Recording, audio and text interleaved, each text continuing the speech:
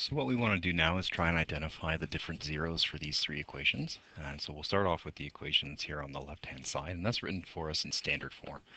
And if we're going to identify the zeros, we always have to be converting down into factored form. So we actually have to factor all three of these things. So we'll start with the example here on the left. So in order to factor this, we're going to look for two numbers. One is a number that's going to multiply to positive 7, and the other number has to add to positive 9. So if we're going to figure this out, we got to figure out, well, two numbers that are going to multiply to 20. So let's try 1 and 20. Well, that'll multiply to 20, but it'll add to 21. If I do 2 and 10, that adds to 12.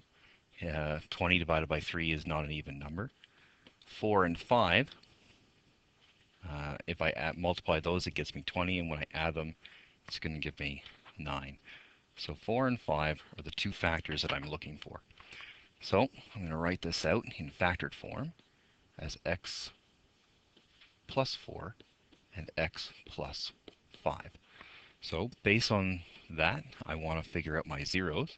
And again, the zeros is going to be the same number, but the opposite sign. That's the coefficient in both of those two binomials. So in this case, our zeros are actually going to be -4 and -5. So there are two zeros for this particular instance. In the middle, the second example, we also have a trinomial. However, it's not written as a trinomial as you would typically refer to it. Again, trinomials are always written in standard form as ax squared plus bx plus c. And we'll notice that in this example underneath, there's no c value. Well, it's not that there's no c value, it's that the c value is actually equal to 0. So we can still go through with our standard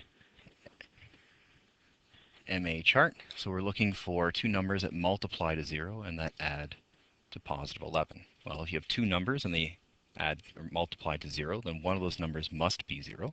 And so the other number, therefore, is going to be 11, because only 0 plus 11 gets you 11. So my two binomials are going to be x plus 0 and x plus 11.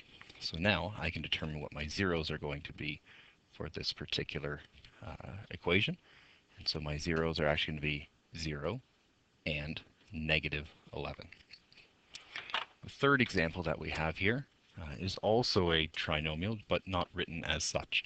So in this case, we're missing a b value.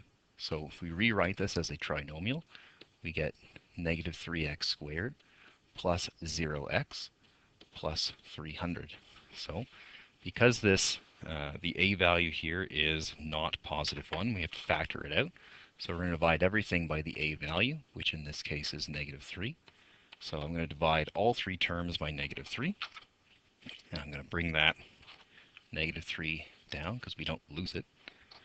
And then we end up with y is equal to -3 times x squared plus 0x minus 300.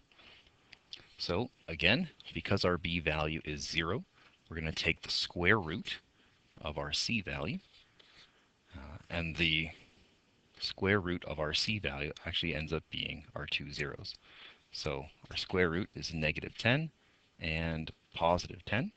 And so in factored form, we're going to end up with y is equal to -3 times x plus 10 and x minus 10, which means that our zeros are going to be 10 and -10.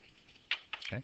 So again, being able to factor is essential in order to figuring out how to get the zeros from an equation.